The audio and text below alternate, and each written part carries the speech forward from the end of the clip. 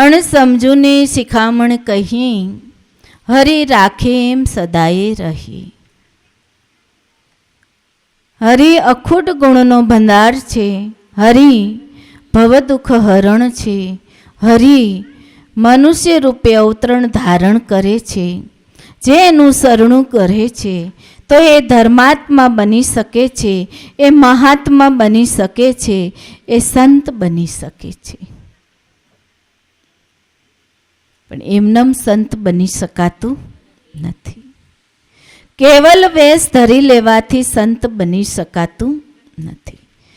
જેને ગુરુ મળે છે, હરિ ગુરુને સંત, એટલે ત્રણેય ત્રિમૂર્તિ કહેવામાં આવે છે.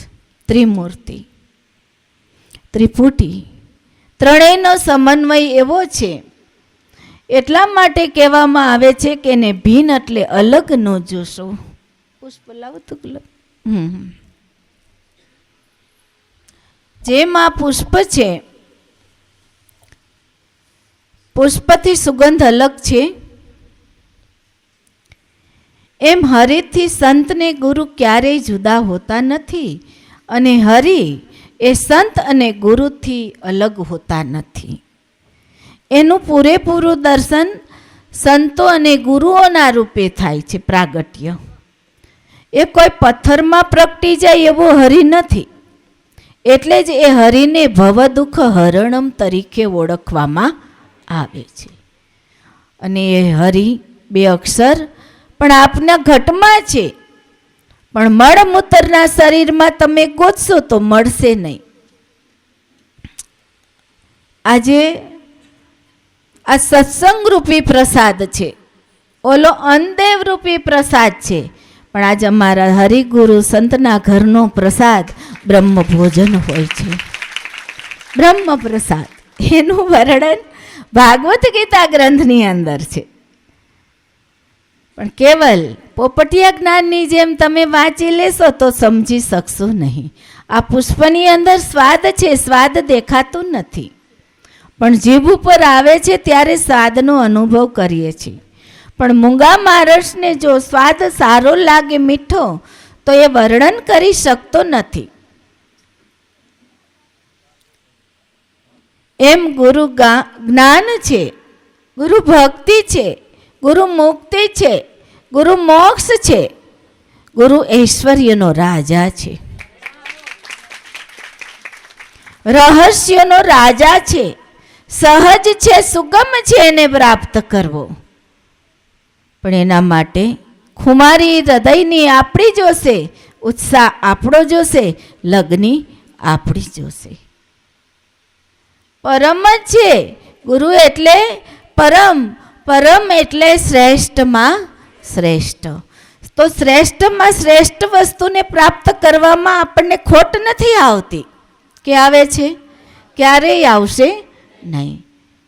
શ્રેષ્ઠમાં શ્રેષ્ઠ વસ્તુ હોય ને એ મૂલ્યવાન જ હોય છે હંમેશા. એની કિંમત વધતી જાય છે, ઘટતી નથી. એટલે હંમેશા શ્રેષ્ઠ વસ્તુ પ્રાપ્ત કરો. એટલા માટે અહીંયા કહે છે કે ડાહ્યારે હોય તેને જાજુ શું કહી, દયાભાવ રાખો ને રે હૈયે. શું ભાવ રાખવાનો છે? દયા, દાનને દીનતા. અર્જુન નામનો શિષ્ય મહાત્મા દેવ ભગવાન શ્રી કૃષ્ણને કહે છે કે હે ભગવાન, પોતાના ગુરુને સજાતી જતી, ન ચિતરેલા હતા, ન પથ્થરના બનાવેલા હતા, ન દોરેલા હતા, બંને સામે સામે મનુષ્ય રૂપે છે. ખલકો આનંદનો ભૈરો છે. ભગવાન ઉન્મુન છે. અર્જુન એ રહસ્યને સમજી શકતું નથી. હજી ગૃહસ્થ ધર્મમાંથી સતલોકની અંદર એના પગ રોયપા છે, એના ચરણ રોયપા છે, સત્યનો આશ્રય લીધો છે. ત્યારે કહે છે કે હે ભગવાન, દિન હિંદના પામેલો હું, દિન અને હીનતાને પામેલો હું. મારી ઇન્દ્રિયો સુખથી એટલે મારી ઇન્દ્રિયો દુઃખથી રહિત થાય ને એવો ઉપાય હું આમાં જોતો નથી. આમાં એટલે શેમાં? જે મારે સ્થૂળ દેહના સંબંધ છે, માતા પિતાના છે, કુટુંબના છે, સ્થૂળ દેહના સંબંધો. ઘણી બધી ધન સંપત્તિ સમૃદ્ધિ છે, જે ચાહે એમ ભોગવી શકે છે, એની ઈચ્છા થાય એમ મોજશોખ કરી શકે છે, એની ઈચ્છા થાય એવા એવા મહેલોને મંદિરો પણ બનાવી અને દાનમાં આપી શકે છે. આટલી સમૃદ્ધિ છે.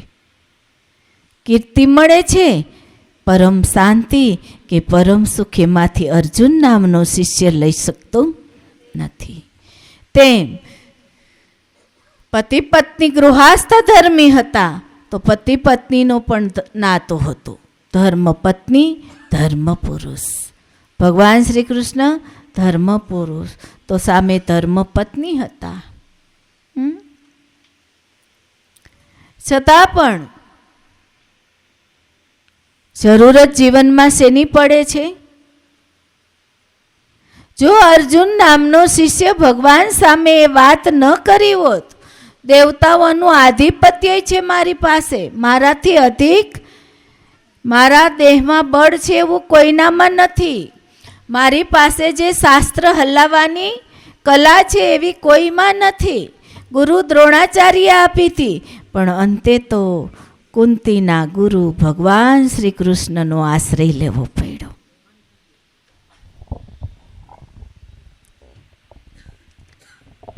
ભલે સત્સંગ સાંભળતા હતા, પણ જ્યારે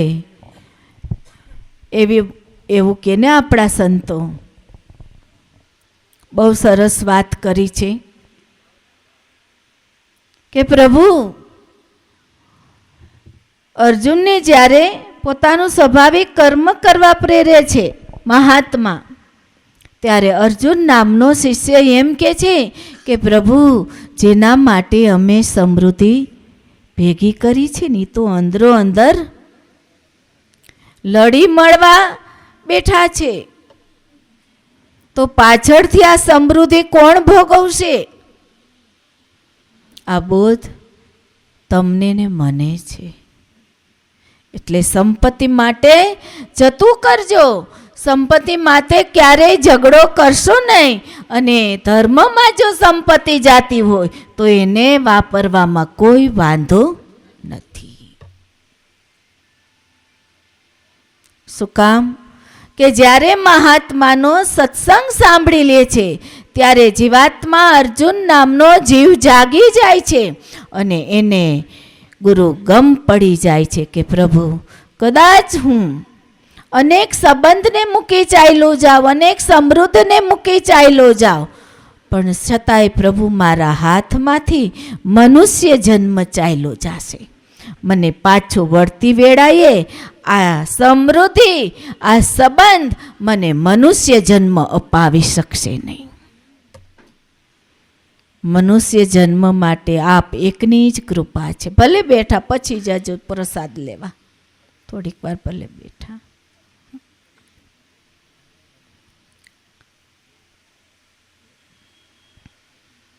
લેવો હોય તો લઈ આવો, એમ ખરો. સાહેબને તમે સાથે જજો, 3 જણા ઓલા આપણે સવજીભાઈ છે.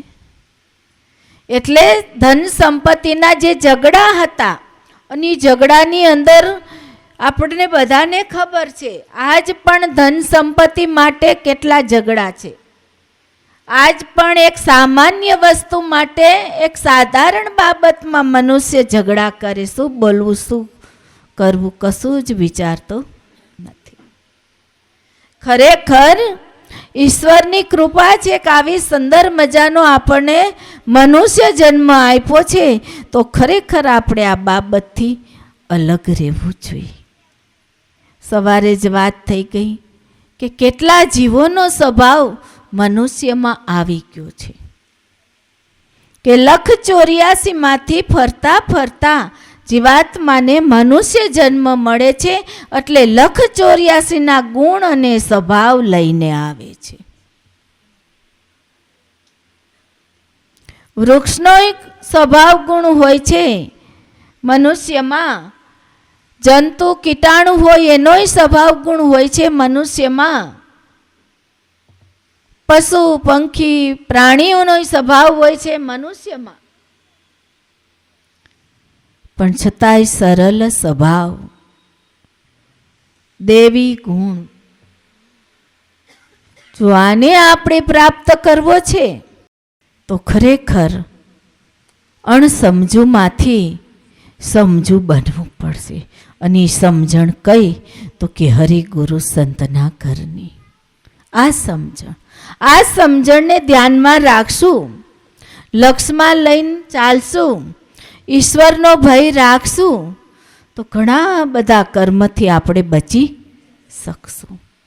એટલા માટે અહીંયા કહે છે કે ડાયારે હોય તેને જાજુ શું કહીએ, દયા ભાવ રાખો ને રે હૈયે, પ્રપંચ પાખંડથી અડખા રહીએ. આજ મનુષ્ય સંસારની અંદર જે ઇન્દ્રિયના વિષયો છે, ઇન્દ્રિયોની અંદર જે રાગ દ્વેષ સમાયેલા છે, પણ રાગ દ્વેષ કેને કહેવાય? મનુષ્ય ખુદ રાગ દ્વેષ વાળો થઈ જાય તો એને ભાન ક્રોધમાં રહેતું નથી, લોભમાં, ક્રોધમાં અને મોહમાં. કામ, ક્રોધ અને લોભ. ભગવાન તમને ક્યારેય નરક નહીં આપે, સંતો તમને ક્યારેય નરક નહીં આપે. એ હંમેશા આપનું હિત અને પરમ સુખ ઈચ્છનારા હોય છે. સજ્જનો તમને ક્યારેય નરક નહીં આપે, પણ આ ત્રણ કામ, ક્રોધ અને લોભ, આ ત્રણ વસ્તુ નરક આપશે. અને નરકાવાસ આ દેહની અંદર જીવાત્મા રહીને ભોગવવો પડે છે. પણ એ નરકાવાસ અહંકારથી મનુષ્યને દેખાતો નથી, અભિમાનથી મનુષ્યને દેખાતો નથી. અને એ નરકાવાસ જ્યારે શરીર તો ભોગવે છે અનાત્મા, પણ આ શરીરમાં રહેવાવાળો જીવાત્મા પણ ભોગવે છે. એટલે સૌથી પહેલાં પોતાની જાત ઉપર દયા રાખવી પડે છે. પહેલા તું દયાળુ બન તારી જાત ઉપર, કે જે તારી પાસે ખલકો છે એ ખલકો તું સંત પાસે જા અને પરમ સુખ પરમ આનંદનો ભરી લે. તો મનુષ્ય અવતાર, મનુષ્ય જન્મનો લાહવો લીધા જેવો છે. કદાચ તારું આયુષ્ય 50 વર્ષનું હશે તો 60નું થઈ જશે, 60નું હશે તો 70 વર્ષનું થઈ જશે, અને 70નું હશે તો 80 વર્ષનું થઈ જશે. સંતો આયુષ્યને બક્ષનારા છે. એટલા માટે કહ્યું પ્રપંચ પાખંડથી અળગા રહીએ. ન આપણી અંદર પાખંડાઈ આવી જોઈ, તેમ પાખંડીઓ છે એને આપણે વાલા કહેતા હોય છે કે ભગવાન પ્રિય આત્મામાં નિષ્ઠા ધરાવતો હોય આત્મા, તો એને સત્સંગમાં લાવો તો એ પણ દુર્ગુણોથી બચી શકે. આપણે સત્સંગમાં જાય, જીવન અભ્યાસી બનાવી તો આપણે પણ દુર્ગુણોને આપણી અંદરથી ખસેડી શકીએ છીએ, ત્યાગી શકીએ છીએ. દુર્ગુણોને ભેગા લઈને ક્યાં લઈ જાશું? કોણ જગ્યા આપશે દુર્ગુણ વાળાને? એટલા માટે દુર્ગુણોને આપણે ત્યાગી દેવા પડે છે, રાગ દ્વેષને આપણે ત્યાગી દેવા પડે છે.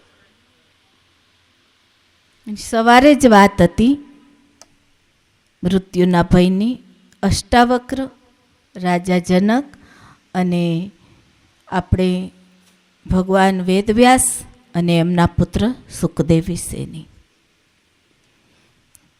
કે દુર્ગુણોને આપણે કાઢશું તો આપણે નિર્ભય બની શકશું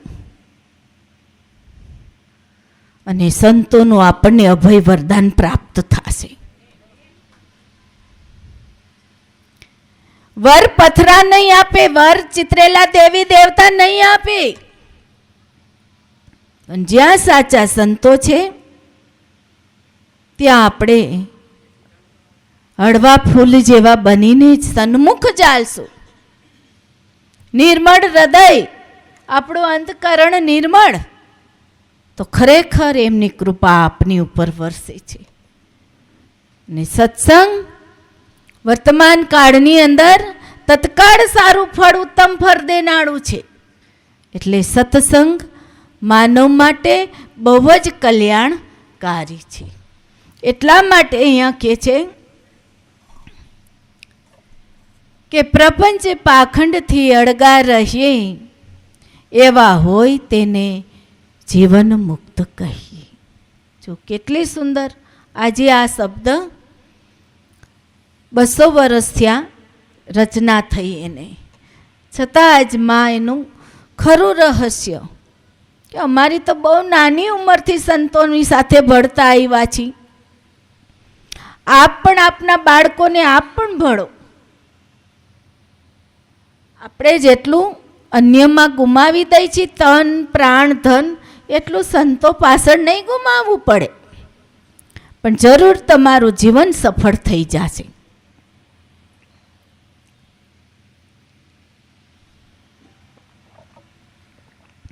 સંસાર આસક્તિને લઈ સ્ત્રી, પુત્ર, બાલ બચ્ચા, મોજ શોખમાં મનુષ્ય ધન ઘણું બધું ઈશ્વરની કૃપા દેન જ હોય છે. ઈશ્વર એટલા માટે સમૃદ્ધિ આપે છે, કેવલ એક પોતા માટે આપતા નથી. પણ એનો ખરી રીતે સદઉપયોગ થવો જોઈએ. અને એ સદુપયોગ થઈ રહ્યો જ રહે છે ને, એને આપણે સાક્ષી રૂપે નિહાળવું જોઈએ. સવારે ઉઠી તે સાંજ સુધીમાં સાક્ષી ભાવે જ બધાય કર્મ થવા જોઈએ. જો સાક્ષી ભાવે આપણે કર્મ નહીં કરીએ તો ક્યારે આપણી અંદર દુર્ગુણ કરી જશે, ક્યારે આપણી અંદર કાચા કર્મથી આપણે બંધાઈ જશું. પછી કોઈ છોડવા વાળું નથી. ભલે પતિ પત્નીના સંબંધ હોય, ભલે માતા બેન દીકરીના સંબંધ હોય, ભલે ભાઈ બહેનોના સંબંધ હોય, ભલે આડોશ પાડોશના સંબંધ હોય. શું કામ? તમે બંધાણા છો તમારી જાતે, તો છૂટું પણ તમારી જાતે જ જોશે. એટલે અહીંયા મહાત્મા કહે છે કે તે માટે સેવો હરિગુરુ સંતને. અને બહુ સરસ વાત કરે છે, પ્રપંચ પાખંડથી અળગા રહીએ એવા હોય તેને જીવન મુક્ત કહીએ. તો જીવન મુક્તિ, આપણા દેહમાં પ્રાણ છે ત્યારે આપણે જીવન મુક્તનો આનંદ લેવાનો, જીવન મુક્તની પ્રાપ્તિ કરવાની છે. પણ એ એકાદ પથ્થરમાંથી મૂર્તિ બનાવી લઈ ને રોજ એને પ્રસાદ ધરી, આ પ્રસાદ તો અમે હાજર કરાવેલો છે એટલે ધરી, હાજર જ છે. ઓ તો કલ્પના છે, પરિચિત વગરની પ્રતિમા. આ તો પરિચિત વારી છે. આમ જેમ પરિચિત, કેમ? આમ લેલા મજનુની તસવીર હોય ને કે ન હોય? ઓલી પેલા વાલા દ્રષ્ટાંત આપતા, અત્યારે નહીં લઈ. એ પરિચિત જોઈ, પરિચિત વગર હાલતું નથી. હા, છતાંય ફોટા હાલતા નથી.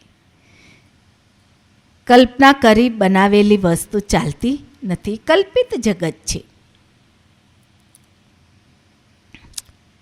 ભવસાગરની ભૂલ જ્યારે જાશે, કઈ ભૂલ? ભવસાગર. ભવસાગર તો આપણે અહીંયા શબ્દ વાંચી લીધો, ભગવદ્ ગીતા ગ્રંથની અંદર એ વાંચે. ભવસાગર એટલે જન્મે જન્મે ઋણ્યા, જન્મે જન્મે કેવા કર્મ, કેવા ઋણ, કશી જ મનુષ્યને ગમ પડતી નથી. અને વારે વારે 184ની અંદર ભવો ભવ એને ભટકવું પડે જીવાત્માને. એટલા માટે ભગવાન શ્રી કૃષ્ણે વાત કરી અર્જુન નામના શિષ્યને. આ બધા માટે, આપણા માટે છે વચન કે અર્જુન, ગુણોનો સંગ કરનાર. કેનો સંગ? ગુણોનો સંગ કરનાર મનુષ્ય. પણ અર્જુને તો કેનો સંગ કર્યો હતો? એટલે એ ગુણાતીત બની શક્યો. પણ અન્ય મનુષ્યની વાત કરે છે એ સમયમાં સમય જ્ઞાની મહાત્મા. આ કેમ ભક્તોની વચ્ચે, સાધકોની વચ્ચે અન્ય જીવો મનુષ્યોની વાત કરતા હોય ને પ્રેમમૂર્તિ. અન્ય કે અર્જુન કે ગુણોનો શંકરાર મનુષ્ય જો. ગુણોનો શંકરાર પશુ નથી કીધા, ગુણોનો શંકરનાર જંતુ નથી કીધા, ગુણોનો શંકરનાર કીટાણુ નથી કીધા, ગુણોનો શંકરનાર વૃક્ષો નથી કીધા, ગુણોનો શંકરનાર મનુષ્ય કીધા છે. કોણ કીધા છે? મનુષ્ય. ખાસ ક્યારે વિચાર કર્યો આપણે? આ વાંચ્યું પોપટિયા જ્ઞાનની જેમ વાંચી લીધું, પઢી લીધું, પણ વિચાર કર્યો ક્યારે? આ આપણે શ્રી કૃષ્ણાય નમઃ, શ્રી કૃષ્ણ શરણમ મમ.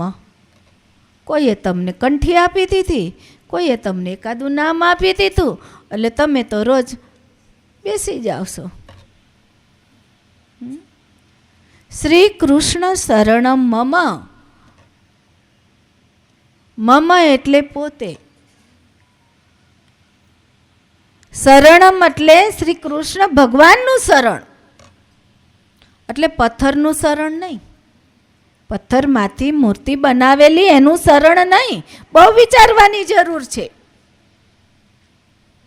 સતલોકની અંદર સત્ય જ સાંભળવું પડશે તમારે, અને સત્ય એ સત્ય જ છે, 100% શુદ્ધ લગડી છે સોનાની.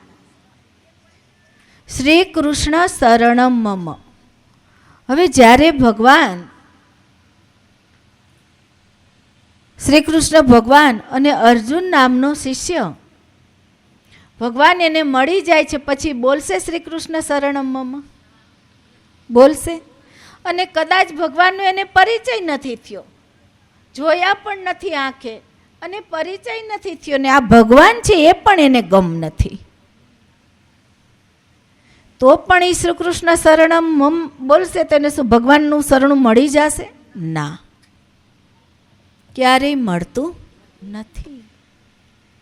શ્રી કૃષ્ણ શરણમ મમ એટલે જે અર્જુનને મળી ગયા છે ને, એટલે એ ઈચ્છા ધરાવે છે કે મને ભગવાનનું શરણું મળી ગયું છે, હું ભગવાનના શરણે છું.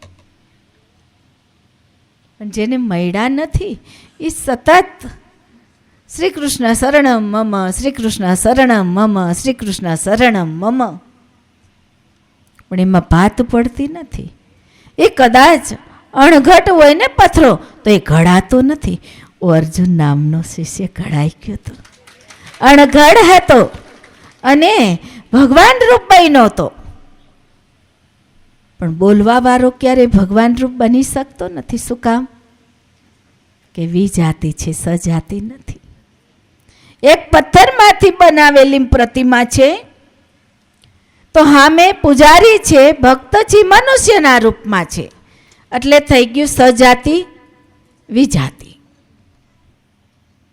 જો અર્જુન અને ભગવાન સામસામા છે તો સજાતિ થઈ, પણ ભગવાન જો બનાવેલી મૂર્તિ છે અને અર્જુન સામે મનુષ્યના રૂપમાં છે તો સજાતિ અને વિજાતિ થઈ ગઈ. એટલે આપણા ગંગા સતી બોલ્યા છે. કોણ બોલ્યું છે? ગંગા સતી. આપણી ધરા ભારત ભૂમિ. જન્મ પાછો જોતો હોય ને તો સંતોનો સંગ કરજો, હતે કામ મૂકી સંતોના સંગમાં જાજો, સમય કાઢી લેજો. કંટાળો લાવશો નહીં. શું કે બેટ દડાની વાત હોય ને એવી તાઈ મજા નહીં આવે. લોકગીત ગવાતો હોય ને એવું અહીંયા હશે નહીં. એટલે કંટાળો તો લાવતો. સાચે સાચું શુદ્ધ સોનું હશે એ હું ના ન કહું. વચનમાં કાંઈ ભેરસેળ નહીં હોય, જેમ છે તેમ જ હું સંત. એ મારા આ પ્રભુ સંતોની કૃપા છે, અને ગુરુમાએ પણ બિરદાવેલ છે કે હું વ્યવહારમાં રહી પણ મેં પણ ઊંડાણપૂર્વક કેટલો પુરુષાર્થ કર્યો છે.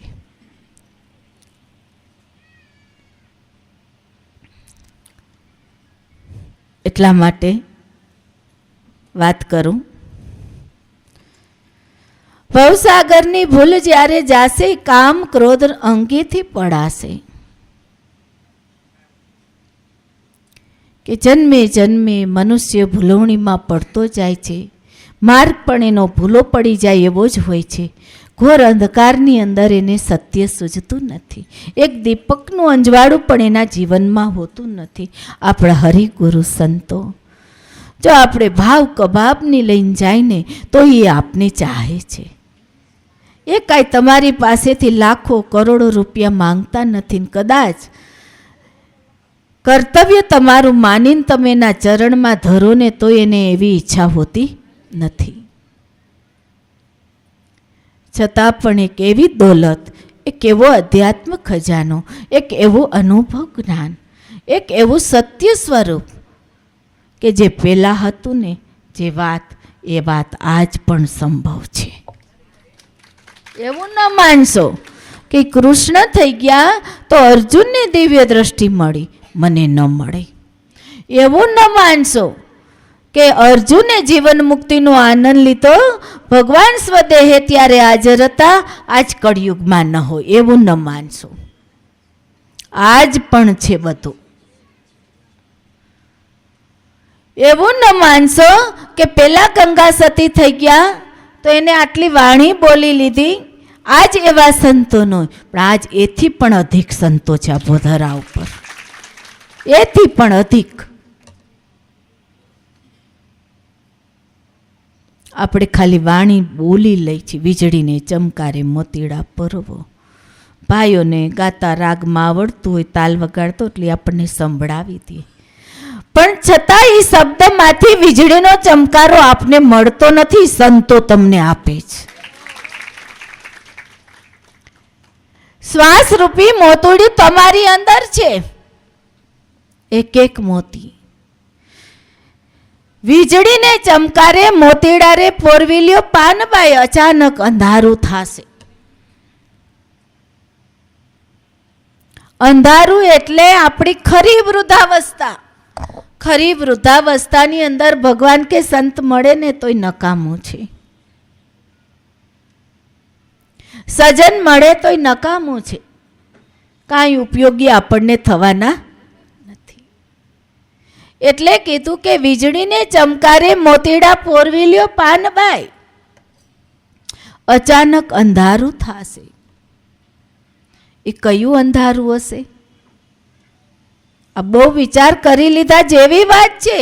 આ સંસારની અંદર ઘોર અંધકાર છવાઈ ગયો છે. મનુષ્ય ગૃહસ્થ ધર્મ, ગૃહસ્થ આશ્રમ, જગતની અંદર ઇથીન કોઈ મોટો આશ્રમ નથી. જો ગુરુમાનું કાર્ય હાલતું હશે તો મારે તમારી જરૂર પડશે. મંદિરોના નિર્માણ બનાવો હોય તો તમારા ધનની જરૂર પડશે.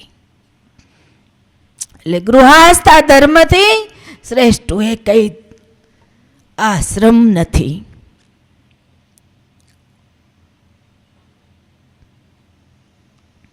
પણ ગૃહસ્થ ધર્મની અંદર દંપતીને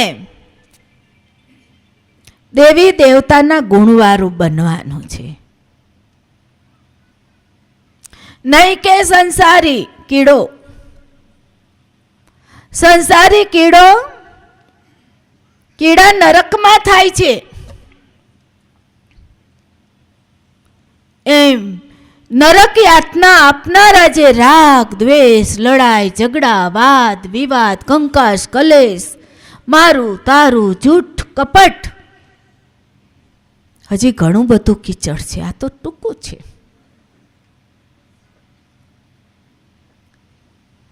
આ જો આપણી અંદર પ્રવેશી ગયું તો આપણે સંસારી છે.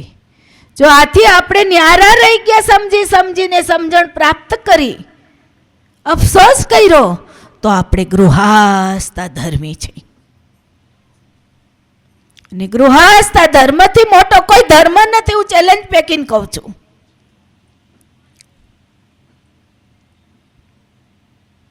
અને ગૃહસ્થ જ મહાધર્મ અપનાવી શકે છે.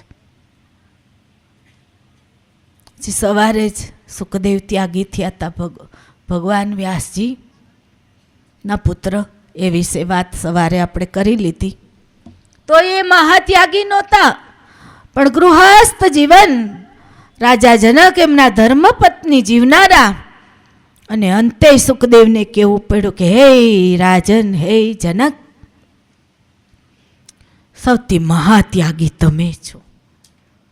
તમે એમ ન માનતા કે મેં વસ્ત્રને ત્યાગી ભગવા પહેલે તો અમે ત્યાગી છે.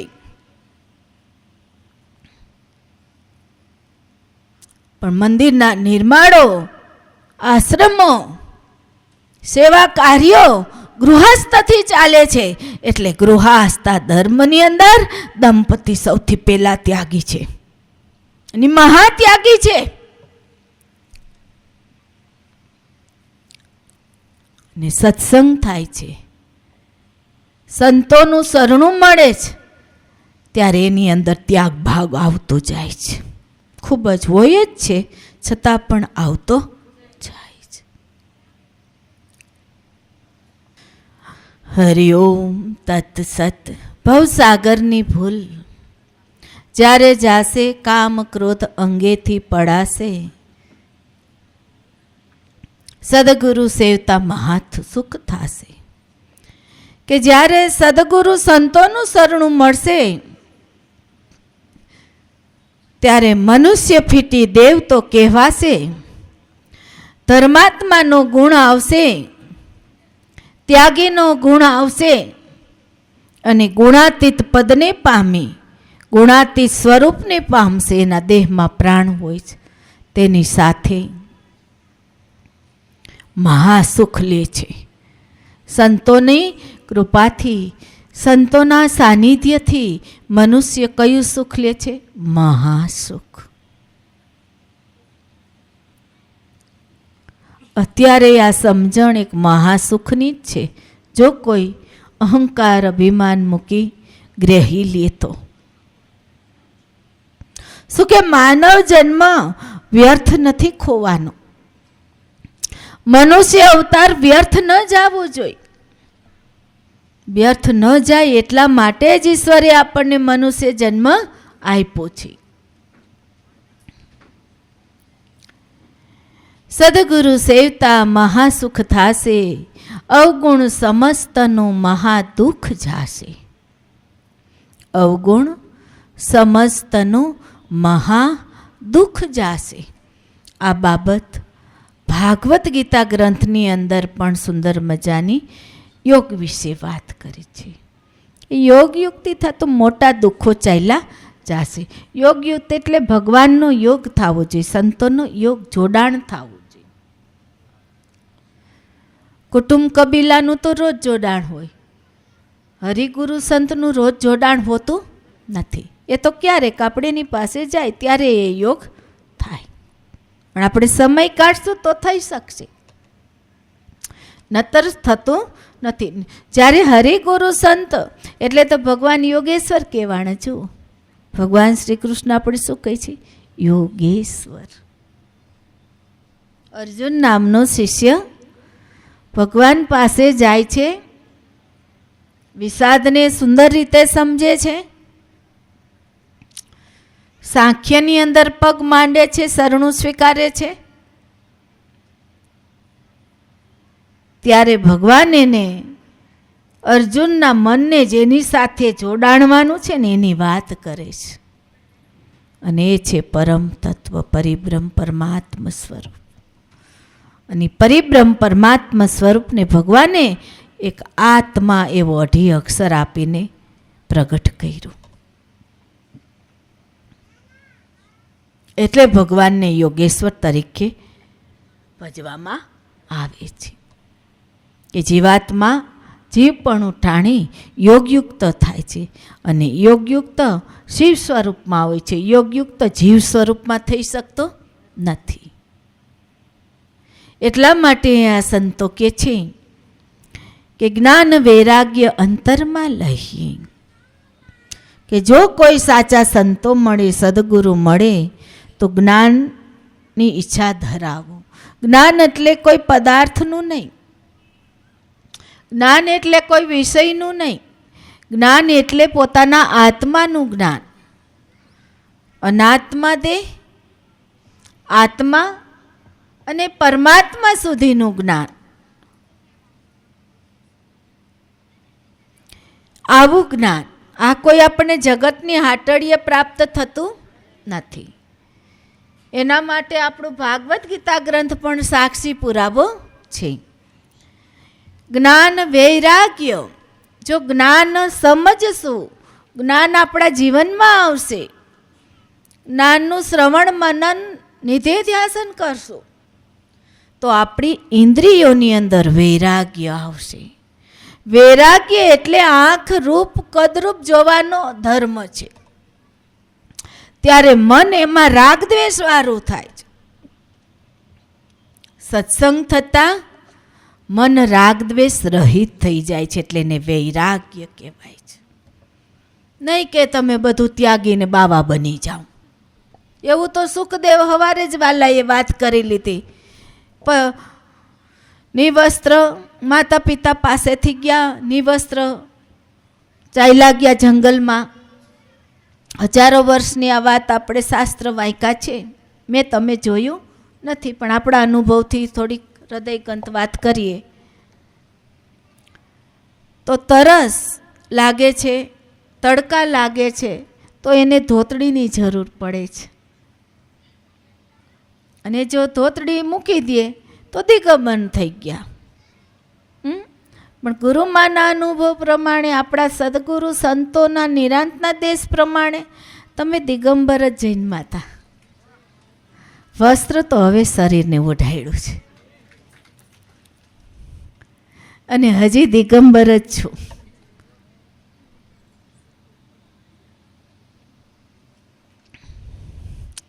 પણ આ વિષય ઉપર જો ખરી રીતે ઊંડાણપૂર્વક સમજવું જોઈએ તો ગુરુમાને પુરુષાર્થ સમય કાઢવો પડે ને તમારે સમય કાઢવો પડે. કે ન કાઢવો પડે? કાઢવું પડે.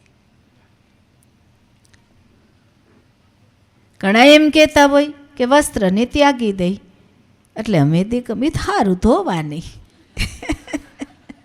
કે ખોટી વાત? આ રોજ ઉતારવાનું, રોજ ધોવા તો ખરા ને, મશીન કાતો ને કા હાથે. બેના આપણા વડવાઓ અમે બધા હાથે ધોતા. ગુરુમાં ખૂબ હાથે ધોયા છે. ભક્તો જીવનમાં આવ્યા તો હાથમાંથી કામ લઈ લેતા, નાસુઈ પાડતા, વાલા ધોવે તો કામ લઈ લીધું. તો હવે તો ધોયાય પણ હકતા નથી. તો મશીન આવ્યા, પુત્ર વધુ આવ્યા તો બરોબર. બબે ડોલ આટલી ઊંચી ઊંચી હોય, એ બેઠા બેઠા ઉભડક પગે પાટલો જોઈ નહીં. વસ્ત્ર ધોતા મન, વસ્ત્ર ધોવાથી મન ધોવાતું નથી. મનને ધોવા માટે તો શું જોઈએ? આવો સત્સંગ જોઈ, સંતોનું સાનિધ્ય જોઈએ, આવી ત્રિમૂર્તિઓ જોઈ.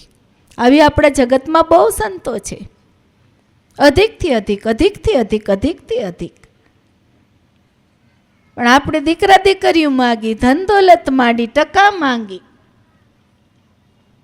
રોગ શરીરમાં થાય તો રોગ મટી જાય. એ તો બધું એનો સંગ કરશો એટલે ઓટોમેટિક મળી જશે. પણ કાંઈક એથી અધિક માગવું જોઈએ. અને વાણીમાં સંતો કે છે શું માગ્યું, કે નથી કહેતા? શું માગવું જોઈએ. એટલે આપણે વૈરાગ્ય ઉપર જાય. ઘણા સમજતા હોય છે કે વૈરાગ્ય એટલે ભૂખ્યા રહેવું, ભોજન ન ખાવું, ભોજનને ત્યાગી દેવો તો આપણે વૈરાગ્ય કહેવાય. વસ્ત્રને ત્યાગી દઈ તો આપણે વૈરાગ્ય કહેવાય. કુટુંબ કબીલાને ત્યાગી દઈ અને બીજા રંગીન વસ્ત્ર પહેરી લઈ તો ત્યાગી કહેવાય. ના, એટલા માટે અહીંયા 200 વર્ષની વાણી કે 150 વર્ષ થયા હોય, આ વાણી ઉપર આપણે વિચાર કરી, જે વાણીની રચના થઈ, કે જેમ છે એમ સત્ય છે. કે અણસમજુને શિખામણ કહીએ તો આ શિખામણ કેવી છે કે જે આપણો ભરમરૂપી પડદો છે એ દૂર ખસી શકે છે. બીજા નંબરની અંદર વૈરાગ્ય એટલે કે જે આંખનો ધર્મ છે, રૂપ અને કદરૂપ જોવાનો, આંખ રૂપ અને કદરૂપ જોવા લઈ જાય છે.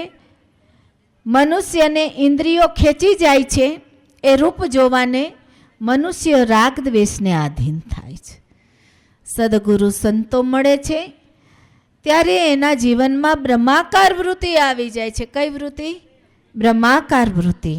ત્યારે મનુષ્ય રાગ દ્વેષ રહિત થાય છે. એટલે એને વૈરાગ્ય કહેવામાં આવે છે.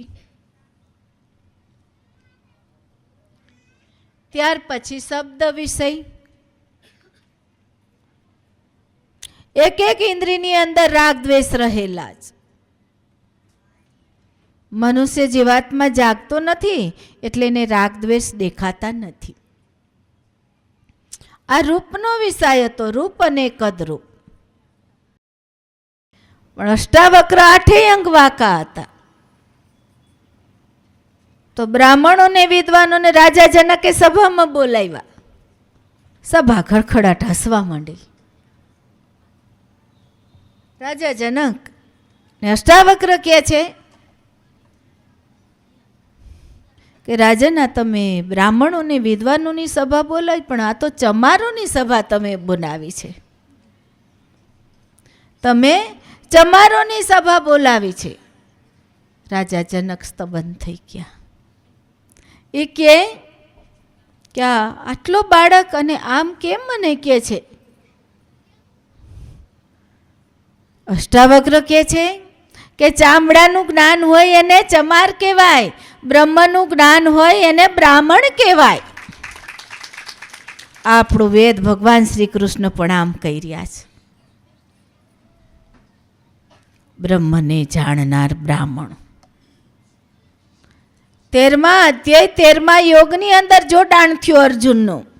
સગુણ અને નિર્ગુણ, સાકાર અને નિરાકાર રૂપ વર્ણન કર્યું ક્ષેત્રજ્ઞ યોગની અંદર.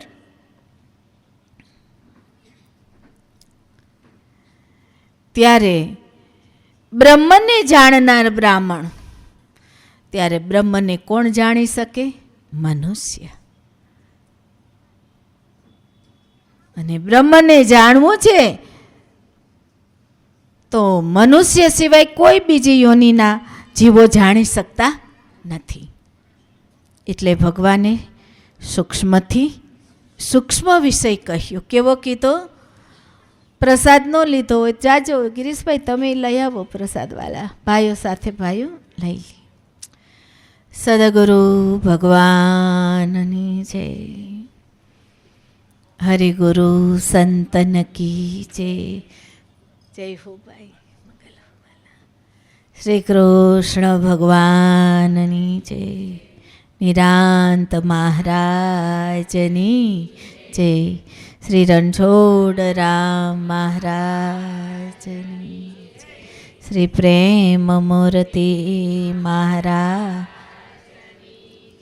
સર્વે હરિ ગુરુ સંતન. અહીંયા વિરામ આપે ગુરુમાં વાણીને. પત્ર અનુભવ પત્ર જે ગુરુમાં પાસે આવ્યા છે, જેના જીવનમાં જે કાંઈ અનુભવો છે તે પ્રગટ કરશે.